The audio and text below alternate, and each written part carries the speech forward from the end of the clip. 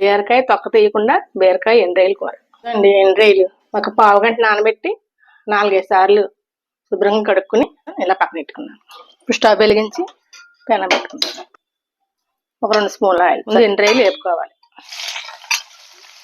ఎండ్రాయిలు కొంచెం వేగాలి. ఎండ్రాయిలు కొంచెం వేగాయి. ఇప్పుడు ఇందులో ఉల్లిపాయ ముక్కలు, ఇప్పుడు పచ్చిమిర్చి, కొంచెం ఉప్పు వేసి కలుపుకొని మూత పెట్టుకుంటే మగ్గుతాయి ఉల్లిపాయ ముక్కలు. ఈ నారలన్నీ తీసేయాలన్నమాట. బీరకాయ ముక్కలు కోసుకుని వండుకుంటే అందులో ఉన్న మాకు ప్రోటీన్లు పోవు, పీచు పదార్థం అందులో ఉంటుందండి. ఆరోగ్యానికి కూడా మంచిది. అల్లం వెల్లుల్లి పేస్ట్ ఎక్కువ కాదు, కొంచెం వేస్తున్నాను.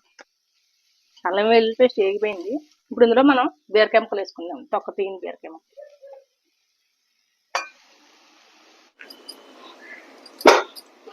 ఒక స్పూన్ కారం నిండా, ఒక స్పూను ధనియాల పొడి, కొంచెం గరం మసాలా, జీలకర్ర పొడి 1/2 స్పూను ఇలా కలుపుకొని దాన్ని మగ్గిపోయింది. ఒక 1 గ్లాస్ వాటర్ వేస్తాం. మూత పెట్టుకొని ఒక 5 నిమిషాలు ఉడికితే బీరకాయ ఎండ్రాయిలు కూర రెడీ అయిపోయింది. సర్వింగ్ బౌల్లో తీసుకున్నాం. రెడీ ఎండ్రాయిలు బీరకాయ కూర.